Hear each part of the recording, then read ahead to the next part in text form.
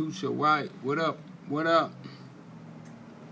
Visual Labrador Sign. God, y'all got some names. What up? What up? What up? DJ.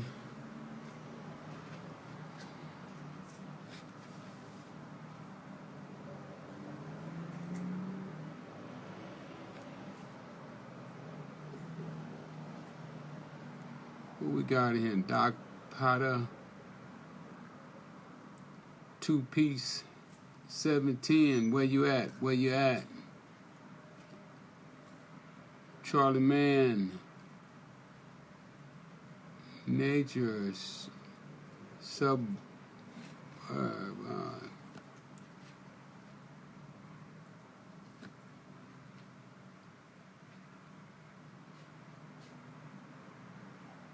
House built on a weaker foundation. It won't stand. No, no, no, no, no, no.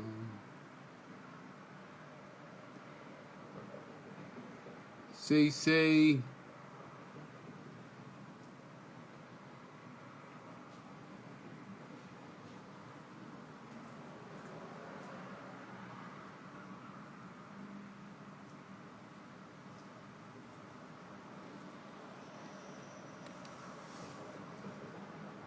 Who saw the show last night with Snoop? Jockey. Keep.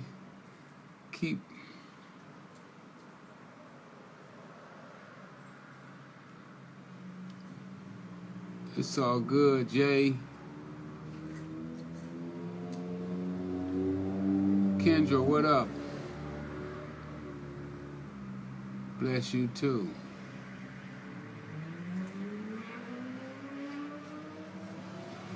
What up, attack mode? Man, working and coming up, watching big things happen.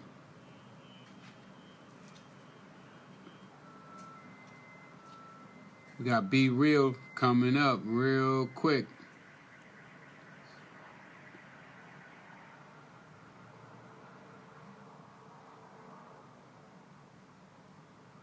Cordell from Philly. Shout out to Philly. BJ, I see you.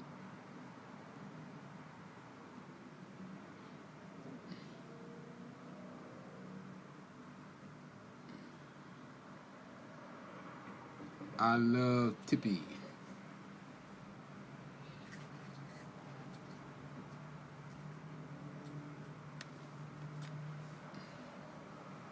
Cash Gang, what's good? Brooklyn in the house.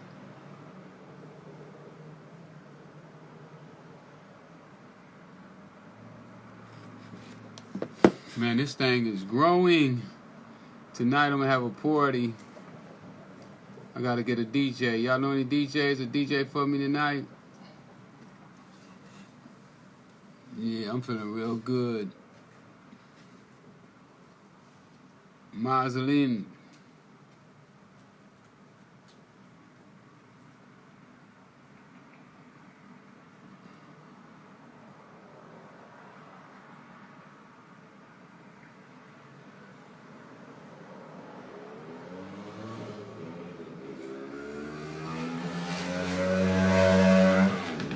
Waiting on Be Real to check in.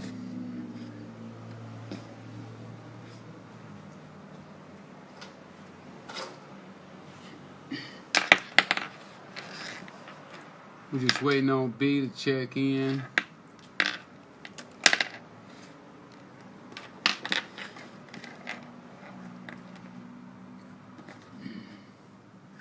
Who said hard work don't pay off? Huh? You did it quick, too.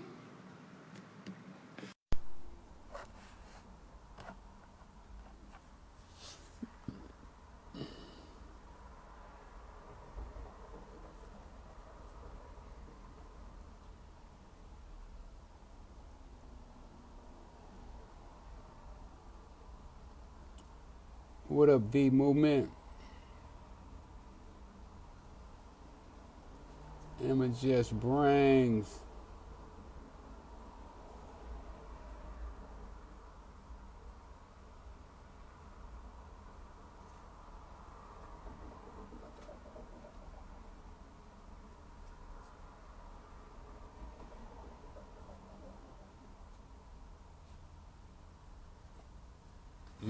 my old magazines got messed up, and I bet you them things expensive right now. Can't hardly find them. I've been looking for that Esquire article.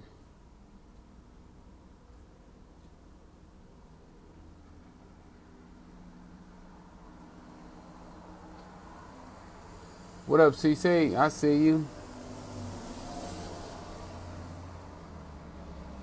Real boss.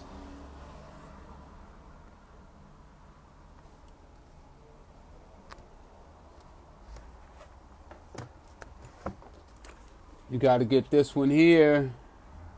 The other one sold out.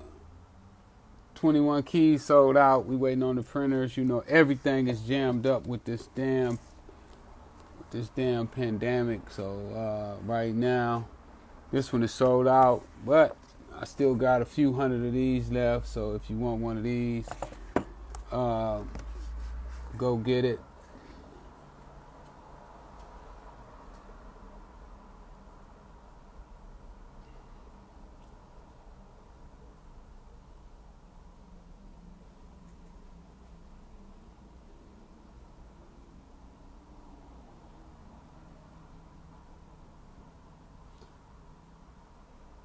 Thank you for being happy for me, ENHI. I appreciate it.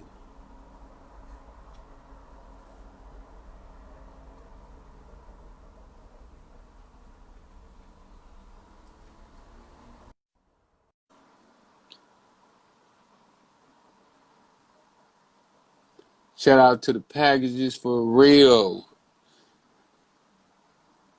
Look like we're going to have a deal going with y'all to start packaging my product. What that picture we took the other day.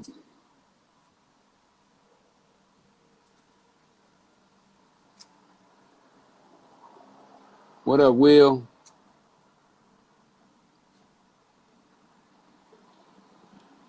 Big OG.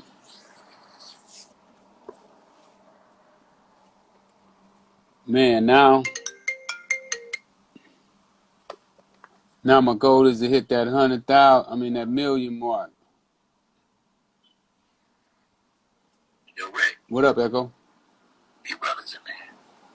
All right, I've been looking for him. I ain't seen him. You do two faces. At the bottom, two faces. And you will see it.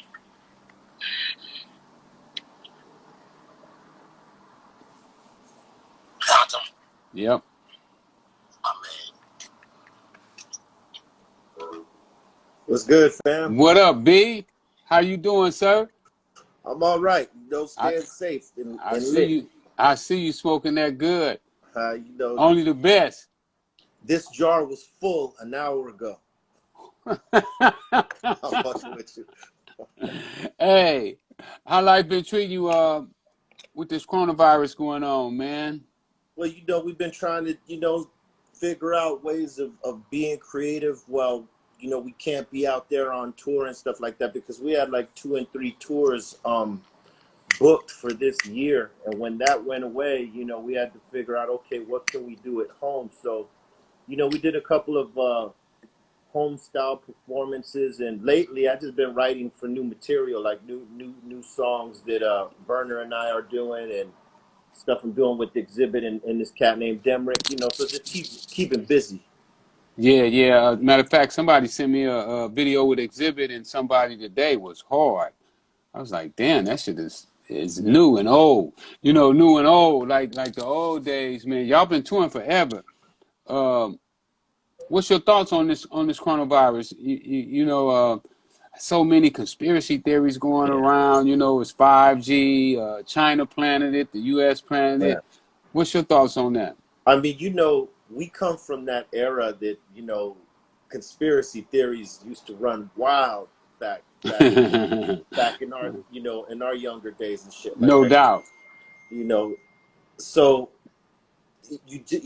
based off that, you just don't know what to believe, because we have never believed what politicians say, based on history of politicians lying to the people and shit like that. So you never know if you're getting the story 100 style from our so-called leaders.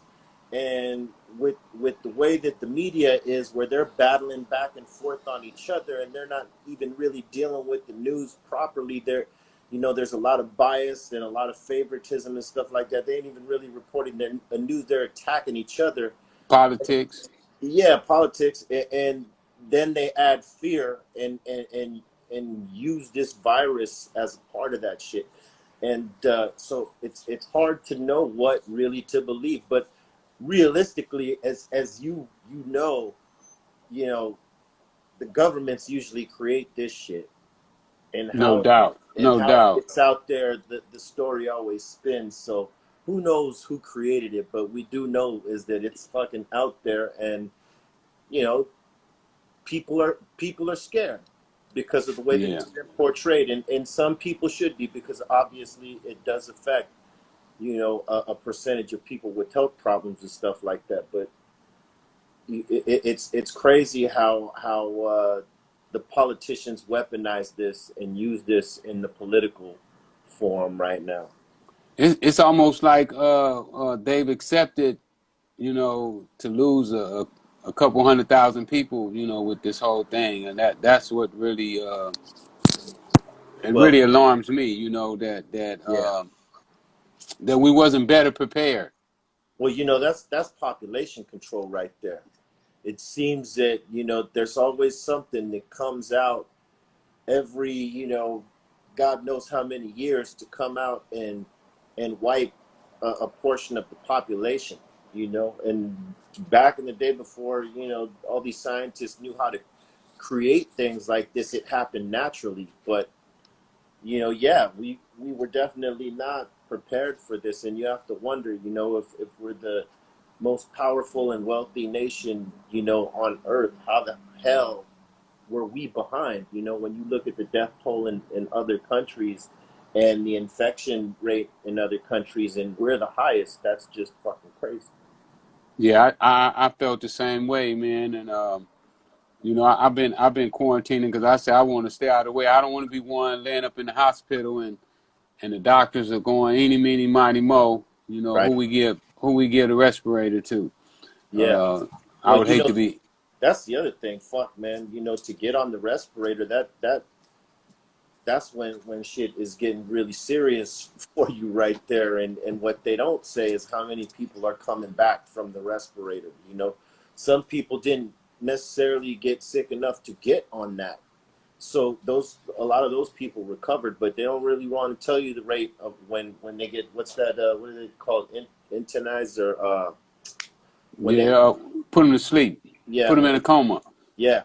They put them in a coma is what they do.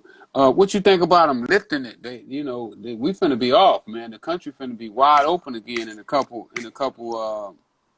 weeks. Well, it's clear that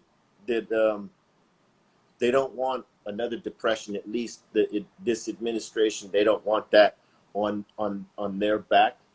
But I don't think anybody wants it. Truth be telling, you know what I'm saying? It's like there's a lot of things at risk to be lost. So yeah, they want to open up as quickly as possible. I mean, are they opening up too fast?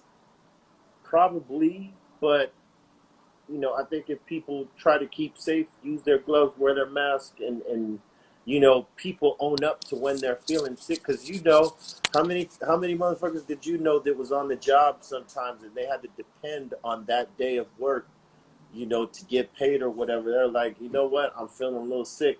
But I'm gonna I'm go do going. this I'm shit. going. And they don't tell nobody because they don't want to be like, hey man, nah, you're sick, you gotta fucking go home. Because that happens, you know what I'm saying? Got to work through it. I mean, even right now, with our first line workers, right now I'm scratching my head, man, trying to do something for our first line workers. I think that the hip hop community, we definitely should come together and do something for not only them but the ones who pass and their kids, and uh, because without them, we would definitely be in a lot worse shape than some of the frontline workers. The nurses, the doctors who risked their lives, and firefighters, and even the police. People might think that I got something against the police, but I don't. You know, matter of fact, uh, I had an experience yesterday with the police. Two of my nephews got pulled over right in front of my house. Man, they had 4 pounds of weed in the car, and the cops let them ride. You know, told them Happy Memorial Day. You know, I got to say shout out to 108 Police Station. You know, for giving nephews a pass. Didn't even take their weed. You know, so It's the luck of the draw, man. I tell you, you know, yeah, we know that there's some shitty cops out there. I mean, we know that firsthand. Um, but there are motherfuckers out there wearing a badge and doing, you know, trying to actually do the job. do their job. Do their Yeah, job. and Yeah.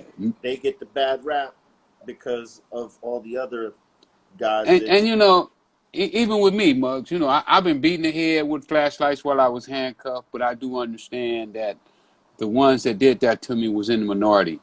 You Right. know, the majority of those guys, and even after, going to court with these cops and because you know I testified on them. You know, Yeah. I testified that I didn't have drugs the night that they say I had. They planted drugs on me, and the night they say I shot at them, I didn't have a gun. So I went to court and I told the judge that I didn't have a gun and I didn't shoot at no cops. And I didn't have dope that night. I was coming from a basketball game, and the only thing I had in my car was 2 basketballs and some funky tennis shoes. uh, so I should be the first one to be saying, no, man, the cops are dirty, but not all of them are dirty. You know, some of them are genuine, and we still should respect them. But at the same time, you know, we got some fucked up people out here. You Oh know, yeah. Yeah. uh, Real shit.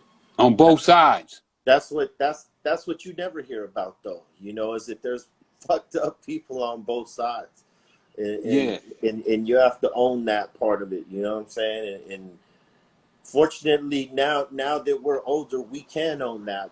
Back in the day, you know, we just, you know, we spoke against the fuck shit that we were going through, but realistically, you know, there was two sides to that coin. You know? yeah. Well, you know, L.A. was fucked up at one time. You know, Yeah. they were running the stations as if they owned the station, and if they was the judge, the jury, you know, the prosecutor, and you know, they did everything. The jailer, they wanted to be the whole thing right there on the spot, wherever they caught you at. You know, they held your trial right there, and that's what it was. So, um, it's been like that for a while here in L.A. But hopefully, something I keep hearing on the news is that we all in this together, you know, and if we don't act like that, not only this disease, but it's gonna be something else that come along that's gonna hurt us too. You know, man, I woke up this morning, man. I don't know if you remember this song. A house built on a weaker foundation, it won't stand. Oh no, oh no. Yeah. You remember Yeah. that one? Yeah. Harry Yeah. Hell yeah. Belafonte. And it just made me think about, you know, what we're going through right now, man. That if we don't build this shit on a solid foundation, man, racism, sexism, and all the isms that people are using, man, we got to get rid of that shit. We got to come together. We got to be one, and one for your brother, what you want for yourself, man. Yeah. Uh, Real just that's shit. just my opinion. You know what I'm saying? I mean, you Um, know, like people might hear me on here. Sometimes I talk about the way cops have done me, you know, but uh, and other people as well. But never get it twisted that I'm a racist. I don't have a racist bone in my body. But if somebody do something wrong to me, you know, I feel like I got the right to stand up and defend myself. What you think Absolutely. about that? Absolutely. Absolutely. You know, I feel like you got to stand up for yourself. You And know, I no feel like matter, when you go ahead. yeah, no matter what it is. And you're right. We are stronger together, and people don't get that concept. You know, not even in business. You know, a lot of us try to do it ourselves, and we ain't gonna get the help that other folks get. You know, in terms of financial backing and shit like that. So, you know, You it's more you had effective. no rich uncle. Yeah, we ain't got no rich uncles, no rich grandfather. You know what I'm saying? We do this shit ourselves, and they're not gonna necessarily come give us the same type of opportunities in terms of funding and shit like that. So a lot of us tend to go off and try to make it happen ourselves when we could build collectives, as a lot of these folks do that do have money. You know, they put their money together and they move together and shit like that. And that's just in the realm of business. And when people have gotten together for certain causes, that's when changes were made. You know, when people came together for one cause, you know, that's where the real change is made. Politicians don't make that fucking change. People make that change, and the only way that happens is when people come together. So you would think that right now would be the time that, you know, people connect and think as one and figure out, okay, like, how do we be better moving and forward?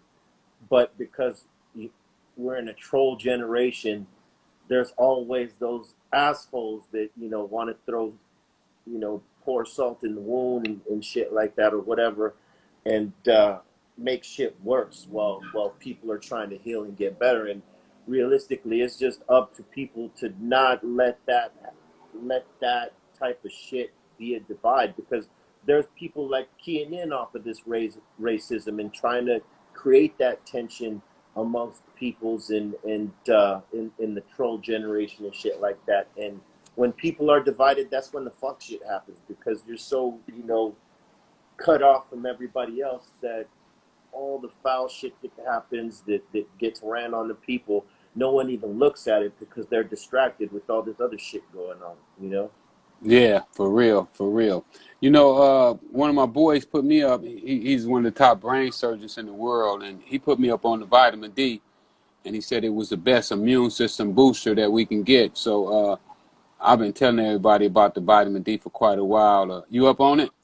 Yeah, I heard that same thing, man. I mean, you know, people got to get up on their vitamins and shit. Keep their vitamin game up. Makes that not necessarily a short fix, but that shit has to be a part of your daily regimen. You know, the pattern of your life, the things that you do that are almost like a ritual, you know, on your daily shit. You know, that has to be a part of the thing. Like some people, when they're, you know, like overweight and they want to get fit and stuff like that, some people sustain it because they work it into as part of their culture, like part of who they are. This is part of my lifestyle.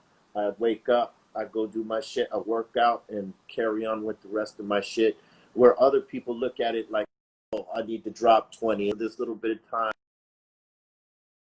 drop a little bit of this weight, and then they're gonna slow down on the workouts because they feel they got to their goal, but they're gonna go right back to it the minute they slip because they didn't make it a part of their culture. It was a quick fix. You know what I mean? And No that's doubt, no doubt. it's with health shit. You know, it's you eat clean, you get B, vitamins, you fucking stay hydrated. You know. B, I need 1 second. My battery about to die, man. Got you. I don't want to lose you right here, Got you. man. I'm right here. We I'm right here. hold on 1 second. I'm right here. It's just, you know, the message for all y'all out there is to stay safe, eat clean, take vitamins, drink fucking water, and, you know, be responsible. That's all I'm saying. And, you know, lately we've been rolling our own joints. So roll your own. I got a napalm bomb right here for y'all, just so you know.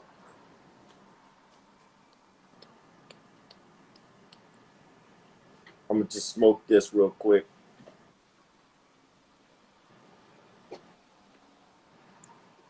JT, what up? I see you, Papa. I know you're in town. We're going to link. What's up, Steph?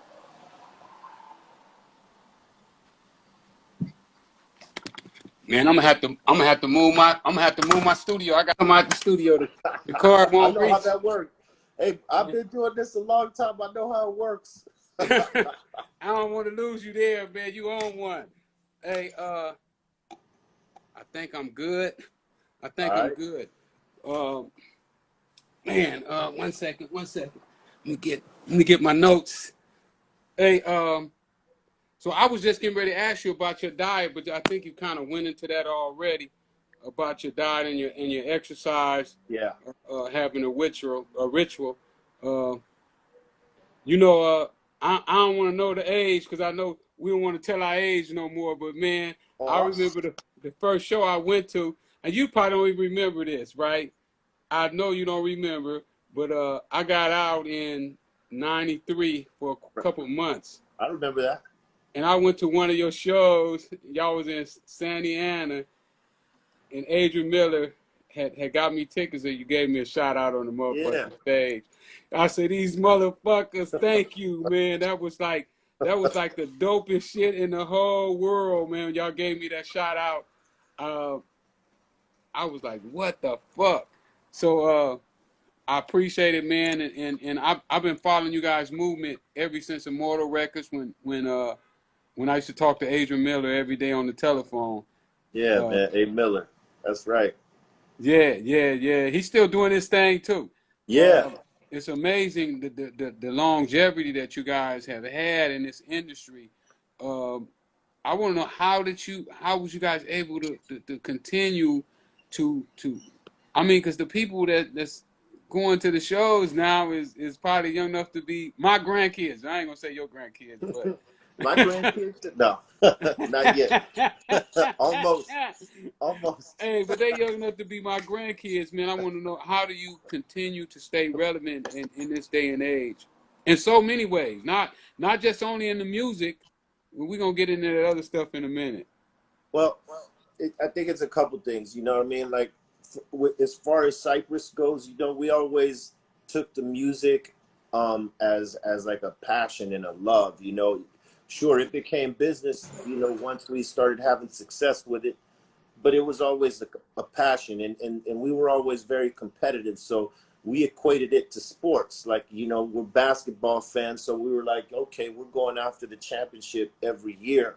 So whether we win or lose, we're going after it every year. So that meant any album that we put out, we were going for it. And whether we won or lost, sold 1 million records or sold 10,000 records, you know, we were putting forth 100% effort on our recording. And then most importantly, when we go out and play these shows, we'd give 100% in our performances. And then, you know, we'd make our way out in the crowds like other artists weren't doing that shit. We didn't take security with us most of the time.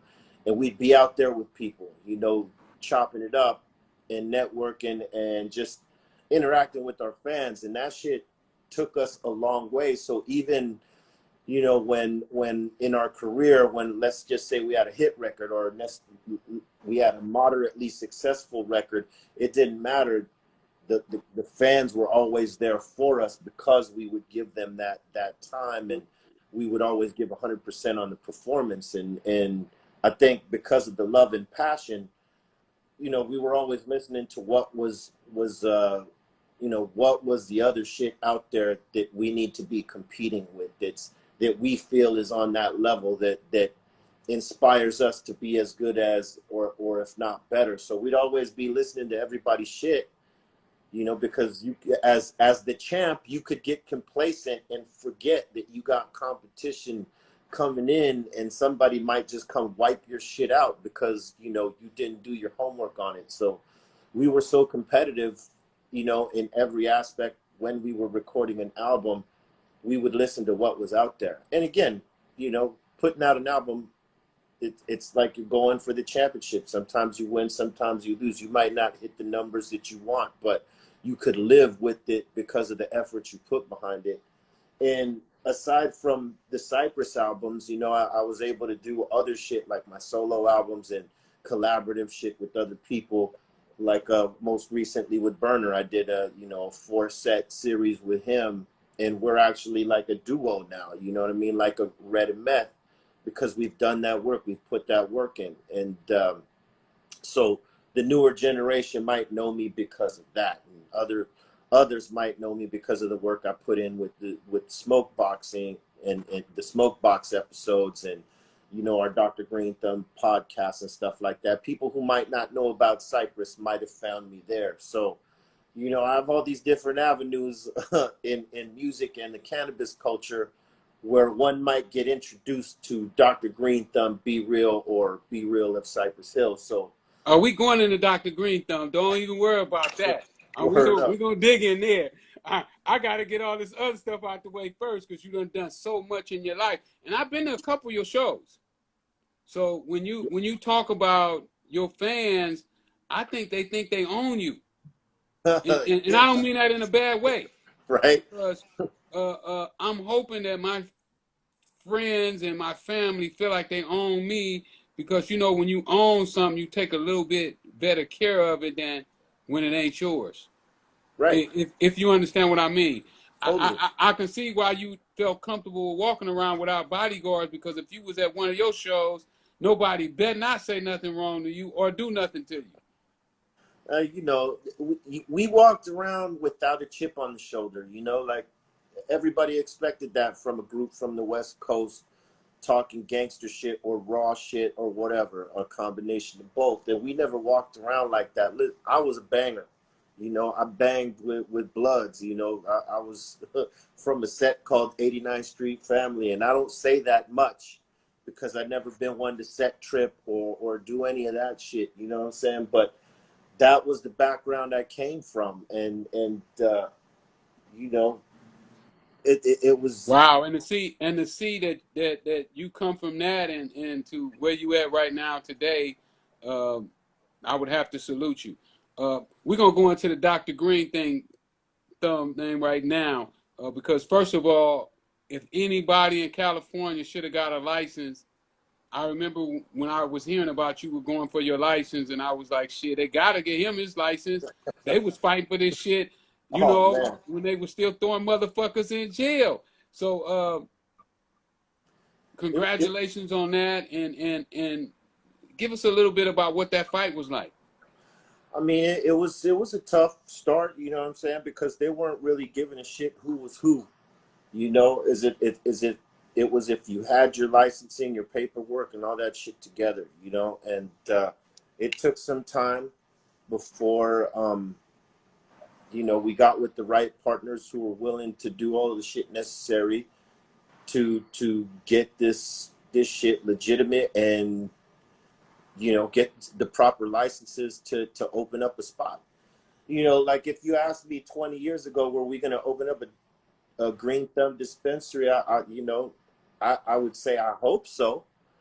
You know, I didn't know when it could possibly happen, but I knew that there was a possibility. But like when I made the song Dr. Green Thumb, I didn't envision, you know, a cannabis brand through it. I didn't envision a retail shop through it, but it became that because it was the most natural transition from music, you know, a brand that I made through music into the cannabis, you know, into the cannabis industry, because it was a ode to all the cultivators that were out there. You know, I took on the character of Dr. Green Thumb and it became my alter ego, but it was really an ode to my partners that I was growing cannabis with and to all the other cultivators out there taking risks, you know, growing crops for motherfuckers to smoke. So, you know, that ode became a natural brand when I decided to come into the cannabis industry. You know, I always thought Cypress would come in first, but there was a little bit of reluctancy there, because all the laws weren't in place and we didn't have legalization in places that we have now. And, you know, the path was slightly smaller, but I got in. I took a chance on the Dr. Green Thumb brand and jumped the fuck in. And, you know, because we were what they call vertical, like meaning that we grew our own product, we knew the quality of it. And we knew that with the quality brand, with quality product, you can't lose. And if you hype it up right and then follow it up with some consistency, as you know better than any fucking body. I should have been taking classes from you, goddammit. Oh man, come on, y'all took that thing to another level though. Y'all took it to another level. You know, so fortunately, you know, we had to, you know, we got ours off with that shit. No You doubt, know? no doubt. Now, Insane Cannabis, that's your brand. Yeah, that was the brand that we created from Dr. Green Thumb. So I didn't want to have like Dr. Green Thumb as a retail brand and a cannabis strain line brand. That shit just didn't sound right to me. So I thought, you know, I'd make Dr. Green Thumbs the retail and create a cannabis line from Dr. Green Thumb called Insane as a tribute to Cypress Hill. You know what I mean? So you know, through the Insane in the Brain song. So both these brands that I created to branch from one another were based off of, you know, like tributes to Cypress Hill. No doubt, no doubt. So you're really using some of the same techniques. I can't say the same, but some of the same techniques that you use in the music business, you're now using in your cannabis brand. Would that be Yeah, fair? yeah. I mean, you know, really, when you talk about anything in a song and you got people listening to it and they connect with it, you know, you provoke the thought of some sort or a feeling, an emotion, something, right? Or you've entertained or educated somebody, or all of the above, right, in a song. So, you know, what better way to promote your brand than pop it off in a fucking song and say, hey, this is the best shit right here, anywhere. You should be fucking with it, and this is what it's called. And you know, it's been proven. I mean, look, cookies through word of mouth, and even through word of mouth on songs, like, man, you know, it became the biggest, baddest fucking brand in cannabis because people were talking about it, and then artists start talking about it on albums and songs and shit like that. That's like promotion you can't pay for. You know what I mean? You would literally have to go pay someone to get Too that kind much, of, too yeah, much. too much. And here it is that you're creating, you know, brands and strains that people are so excited about that they're talking about it and not getting paid for it. They're like, this is how much I fuck with it. This is what I'm smoking. Here it is. And, you know, we had a lot of that shit going on before anybody, where we were talking about shit that we were smoking, and I noticed the power in that. So, you know, in any of the projects that I did with Burner, I was most certainly popping off our brands, like a combination of his brand and my brand, into those songs, and it created an excitement about both our brands and the strains that came from it. So when we started talking about Insane, immediately people started looking for it, you know, and because we started it here on the West Coast, now all the other, you know, places in different parts of the country that have cannabis as legal, or recreational or medicinal, they want it. So it's just a matter of now us, you know, creating the volume in those places and distributing, as you know better than anybody. Hey, you guys market the shit out of that marijuana. Cali is everybody wants the Cali Kush all over the world, and we all know it's the work that you guys done. When I was in jail, you know, I started reading books on how to write and what writing and music and movies and all of that stuff is about. And one of the things that I learned is that it's kind of a prediction of the future. You guys are almost like predicting what's to come. You know, it's like crazy that 10 years, 15 years ago, you guys were talking about Kush, and then 15 years later, now it's legal. Crazy. I'm like, that really makes you almost like an Einstein, or you know, some of the great people that we remember. And if it go down in history correct way, you guys should be remembered, in my personal opinion, in that light. You know, for the work that you guys did to, and trust me, I believe that you guys helped to push this to be legal. Oh man, I appreciate that. You know, I feel like the people that know, and the other people with memory loss, well, you know,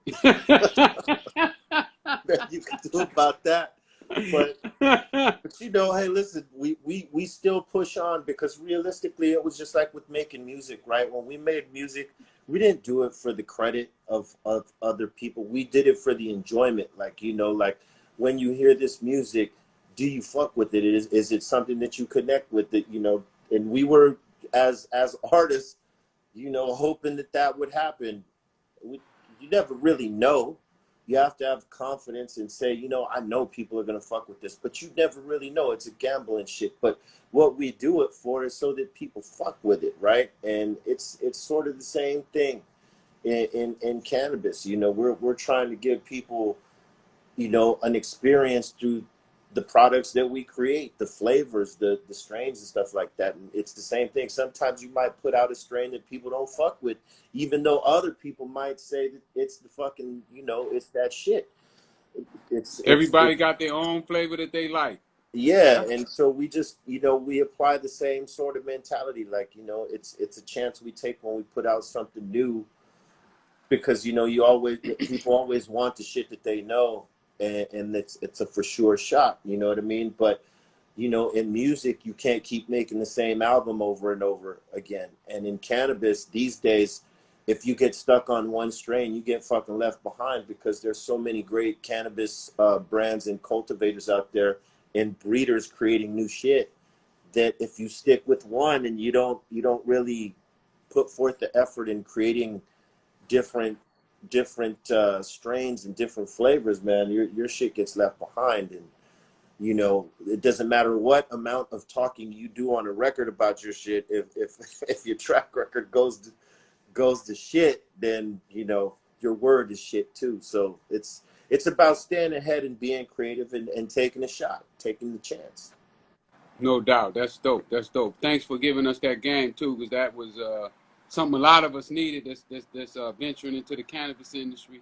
You know, I won a license down here in LA on the social equity program, so I'm waiting for him to give me my permit so I can start opening up my store. And you can believe I'm gonna call you when I get started, because I'm gonna need some help.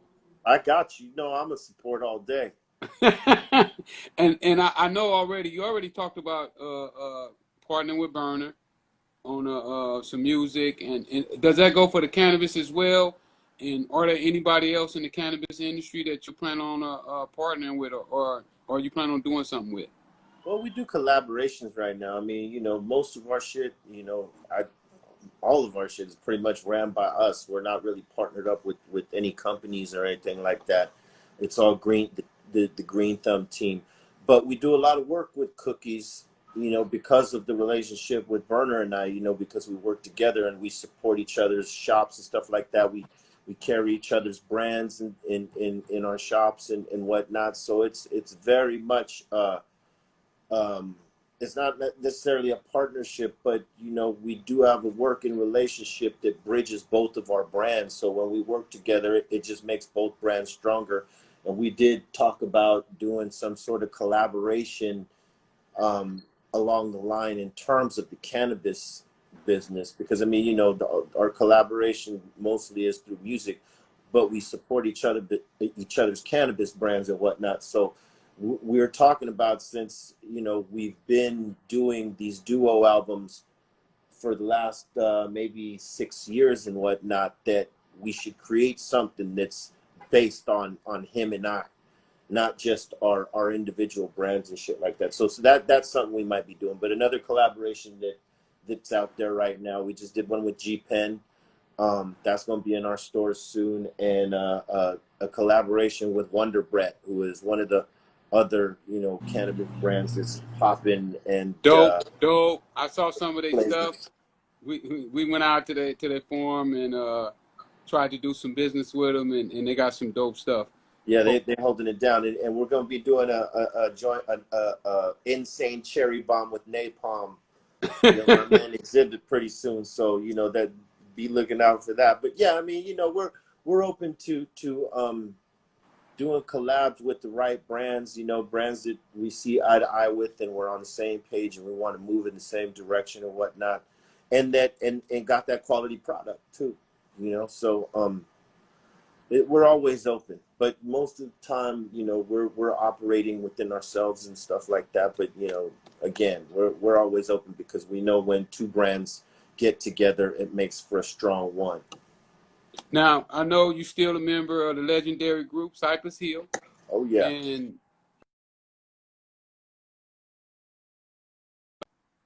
And we don't hear much about the other members. And one of the things I met with will.i.am, and I saw the way that will.i.am had to look out for most of the other members in this group. He was really looking out for them, and I'm wondering, are you still way cool with the rest of the guys? Oh, yeah. And are you still helping them, you know, to position themselves in the cannabis industry or any other industry?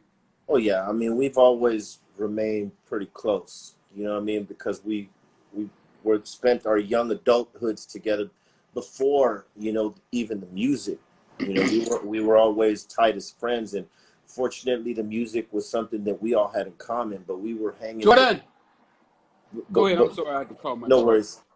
No worries, no worries. But You we know were that. like, you know, we were Go hanging ahead. as I'm sorry. homies before. We were hanging as homies before the group, so there was always like a brotherhood there and whatnot. So you know, we're always, you know, keeping in communication. Send dogs out there in Nevada, Bobo's, and he's in he's either in Texas or Argentina right now. I'm not sure. And Muggs, I believe he's here. You know, and everybody's always constantly keeping busy doing shit. You know. But yeah, I mean, we all try to look out for each other. I'm just sort of the most. Bobo and I are the most active on the social networks in terms of the group, though.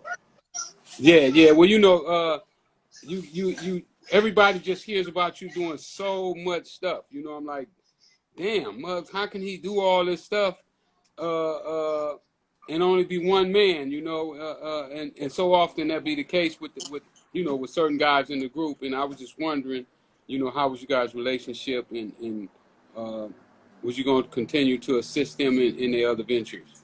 Oh yeah, I mean, you know, everybody. I'll say this: everybody in the group has a good hustle game. You know what I mean? Send Dog, he works on some solo shit right now called Power Flow, and it is banging. It's a hip hop project, but it's a fusion of hip hop and metal, new metal, if you will, and it's fucking it's just like the name, Power Flow. It's powerful music, and he's been working on that, and he's been, you know, doing his cannabis brand too, getting that off the ground and whatnot. And DJ Muggs, same thing. He's been out there, you know, hustling, doing things, you know, doing new music. He's doing shit in the cannabis industry as well. And Eric Bobo, he's been doing soundtracks for like you know, certain Spanish films on Netflix and other shit like that. I mean, everybody's just been really active doing stuff, you know, and what's cool about it is that we can all lean on each other if we have to, because you know we got that kind of friendship and shit. That's what's up. Yeah. That's what I'm talking about. That's what's up, man. And how did y'all come together? Well, we came together through well, I met Sendog through his younger brother Mellow Man Ace. We used to hang out with a group of guys, mutual friends that connected us, and you know, they were on some different shit, because most of the time, well, most of the homies I was hanging out with at the time were into some b-boy shit. You know what I mean? They were like breakdancing, popping, and Sendog and his brother Mello, along with this dude named T Funk, who would later be a member of Funk Dubious. They were the only clique in the city in Southgate that was actually rapping. They weren't doing the popping and locking no more, the popping and breaking. They were now doing the rap shit, and they sort of introduced me to that shit. I started hanging with them, and then eventually through Julio G, you know, legendary KDAY That's my DJ man. Julio That's G, my my man. man. You know, I've known him, you know, we all known him for a very long time, and he was pretty much the one responsible for Cypress Hill getting together, because, you know, through our friendship with Julio, we met DJ Muggs. You know, Wow. because they met on some separate shit somewhere else, and they became friends, and they started practicing together. And you know, Mello and Julio, they had their thing as they were a group, and Julio told me and said, hey, you know, I know this dude named Muggs in Bell Gardens. Why don't y'all you know, partner up with him and become a group? And it took a while for that to actually manifest, but we became friends with Muggs, and we realized that, like, you know, we were all very like-minded in the type of music we listening to and the shit we like to do. We were smoking up like fucking chimneys and, you know, partying out. We just had so much in common. We all were into sports like heavy, you know. Muggs was a very dope baseball player, and Sen and his brother, they played baseball, so, you know, there was a connection there. And we all loved football and shit like that, so we all connected on that shit. So we were all just friends before we got seriously into the music. Music was the hobby, you know, and fortunately our hobby became our passion and our love, and eventually, you know, what drove us, you know what I mean? But because we came up like that, and it was sort of organic the way we came together, and we just sort of all loved the same sort of shit. It was a natural progression of us becoming a group. It just took a while because, you know, for a while we were doing little demos, and then I broke away from that and I got into banging like real heavy. And, you know, I almost didn't do music because of that, because, you know, I was in the hood. I Yeah. knew a couple of your homies that I almost worked for, you know, because I was good with certain shit. Yeah. You know, that didn't necessarily manifest. So, you know, I still stood in the hood with my homies and shit like that. And I don't know what made me take the chance to go do the music with them, but, you know, they had kept coming at me for a time and saying, hey, let's do some music, come back and do some music. And I was real hard-headed for a minute, but I don't know what got me. But like I said, all right, fuck it, I'll try it and I'll go do this music. And then we reformed. And after that, I went full in, and I sort of left the gangbang and shit alone. I didn't want to bring it into the music. So I just, you know, I spoke with my close homies in my clique and said I was doing this, and they had my back. And, you know, it went from there. No doubt, no doubt. Did you ever think you was gonna be as big as you are, or last as long as you last in this industry? You know, I don't think you ever have a clue unless it's something you were focused in on and locked in on and said, this is what I'm going to be, this is what I'm going to do. For a minute, I was just trying it. Like, you know, I didn't know. I mean, it wasn't something that I saw myself doing, but like when we started to do it, I started feeling good about it and started feeling like it was a natural thing.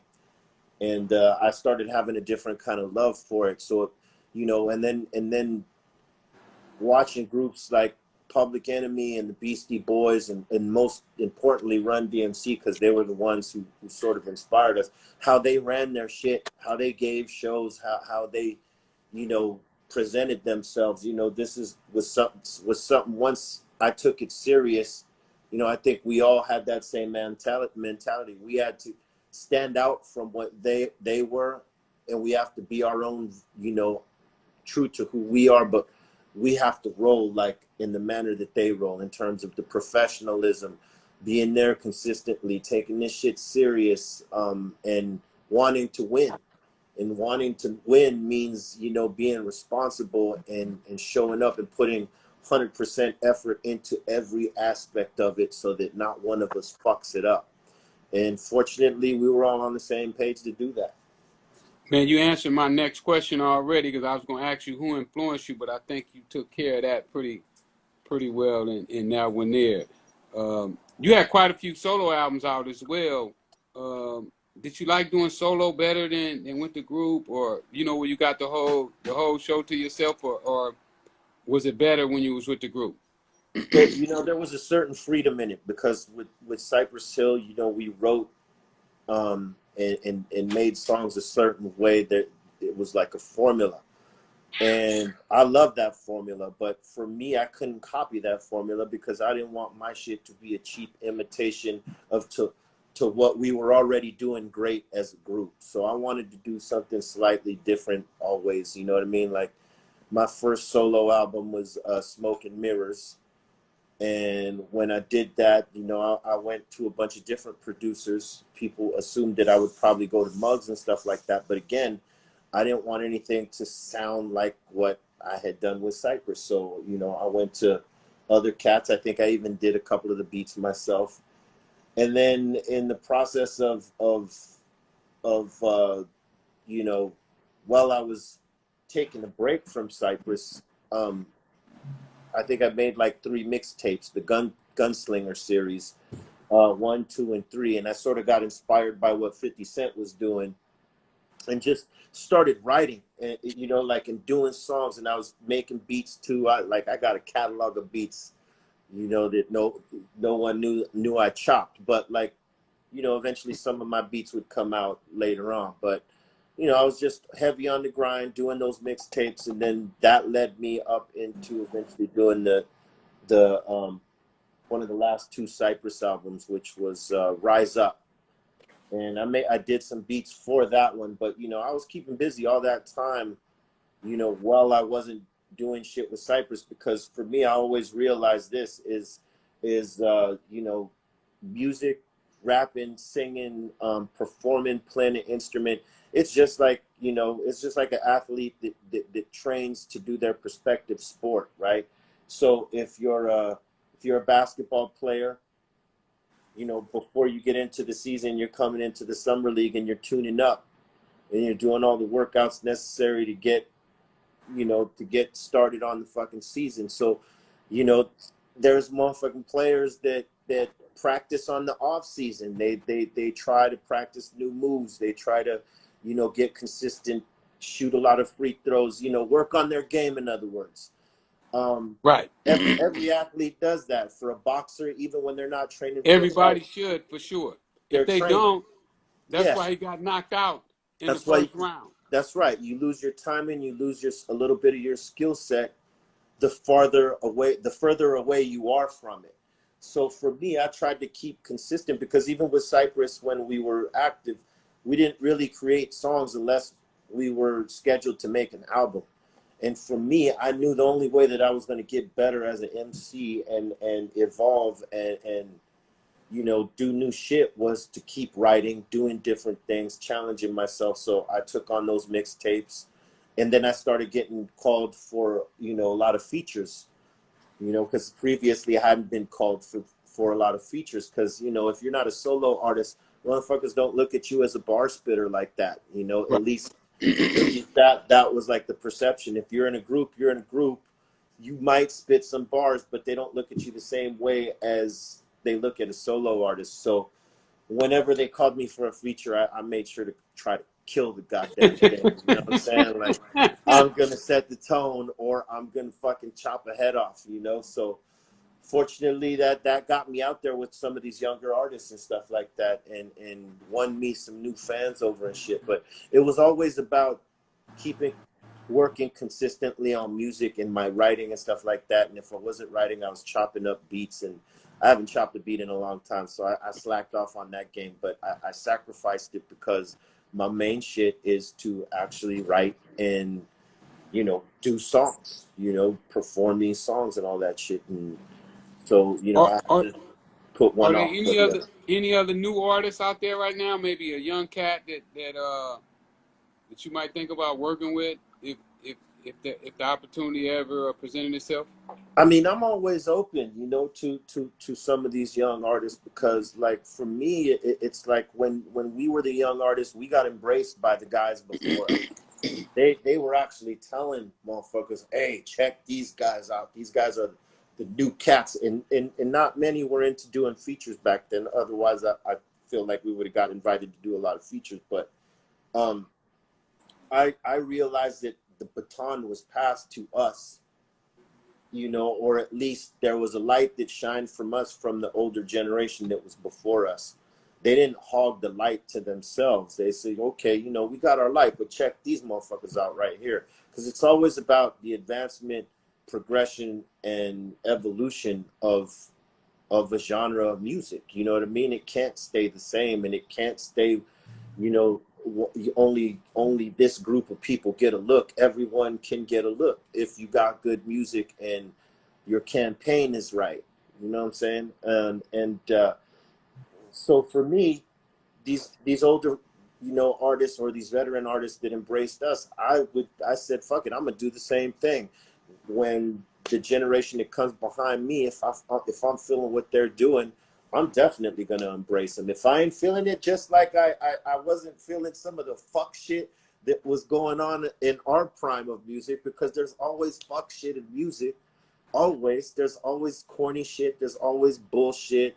There's always shit that wins that you know, fucking troubles your mind. You're like, how the fuck did that win? That is the cycle of music. It happens. You're never going to get away from that. In every generation, there's always that shit, but there's always real music there to balance that shit out. And these days you have to find it more because there's more music available than there was back in those days.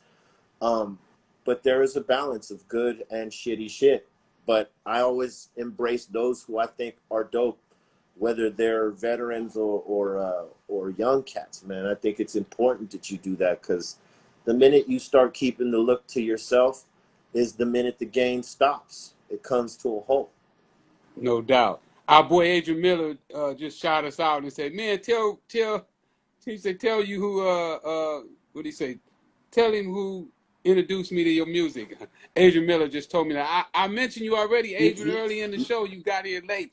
I told him when you hooked us up, and they gave That's me a right. shout out when I got out that time in '93. So I already mentioned you, Age. Yeah, he put you down, A. He put you down early on.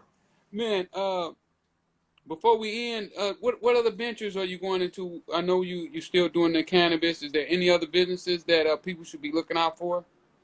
Well, shit, we're just trying to expand the Green Thumb retail stores, and we're locking down California. We got new shops coming. We just opened one in Cathedral City, and we have, I think, 3 or 4 more lined up. We're still negotiating all that stuff, but we want to get in. We want to get in other states.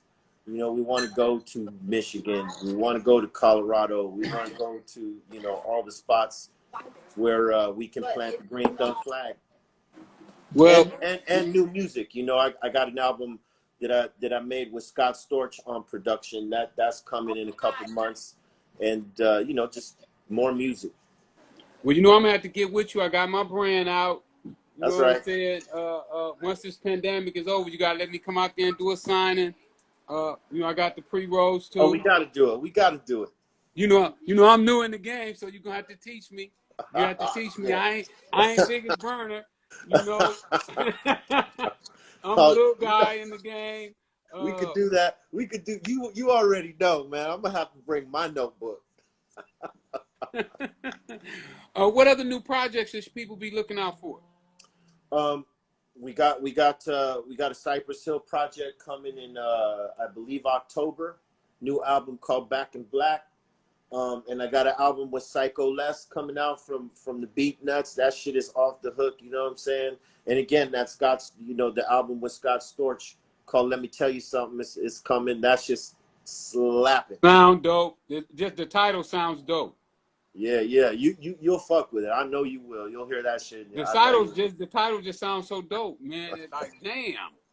We old enough to say that now. Let me tell you something. Where can people find you at, man? If they want to, I know they can come by the store.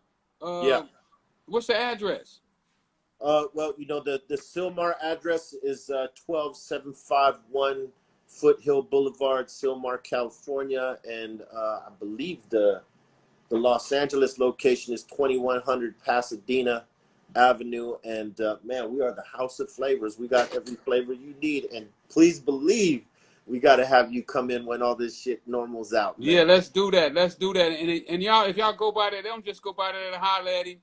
Make sure you buy something before you holler at him, man. So often y'all to come up and just want to take a picture and holler at people and don't want to spend no money. Spend some money with them, man. Show some love. What about your social media? Where they can get you at on social? I mean, mostly I'm right here on Instagram, BREAL, Be Real, but you could also find my Twitter, B_real, or, where we do a lot of our broadcasting is BeReal.tv, www.BeReal.tv, or our Be Real TV Facebook page. Either one, we always got some content popping off, you know what I'm saying? He'd be smoking them out in that car. Oh, yeah.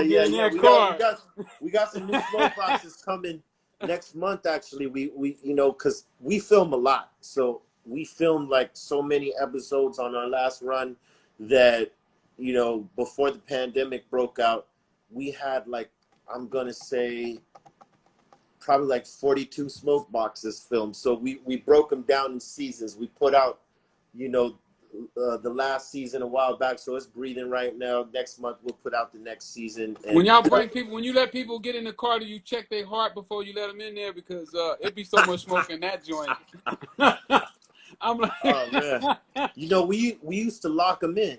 We used to not allow people to get out, but wow, but wow. we realized that was a form of torture. So we let that go and Hey, said, if hey, you need love to get torture. out, Hey, they probably call that love torture though. yeah, we gonna give them a tap button in there. So if they need to tap, let us know. We'll unlock the doors. Well, B, it's always been love, love, man, with us, and I mean, man, I thank you for this. You don't know how you made me feel by doing this interview with me, and you gave it to my people, man. You gave them some ideas, some tips, and I just appreciate you for doing that, man. You've always shared your talent and your skills with everybody, and uh, I wish you continued success. And on this next album, hopefully we get a Billboard #1 charter. And I know you ain't looking for that, but I'm gonna be pulling for it. I'm gonna be pushing my people toward that because you deserve it for all the things you do, not only on stage but in the community as well, man. Thank you for that. Hey, I want to thank you for the love all the time, and it's love right back at you all the time. And I just want to say this shit for people that don't know, that ain't up on that Snowfall shit, which is a stolen story of my man right here that they did not give proper credit for. Nothing. Nothing. And we all know that that's your story, probably embellished in a few places, but that's your story, and they didn't give you credit for that. And I want to give you credit for that because they don't have a story unless they talk to you Thank you about for speaking out, man, on that. So often we sit back and we let other people take from our friends and our family, and we don't say nothing about it. But that means a lot to me that you spoke up on that, man. Thank you. Word up, man. And always up, man. Stay blessed, stay healthy, man. All right, boy. Keep that smile. Keep winning.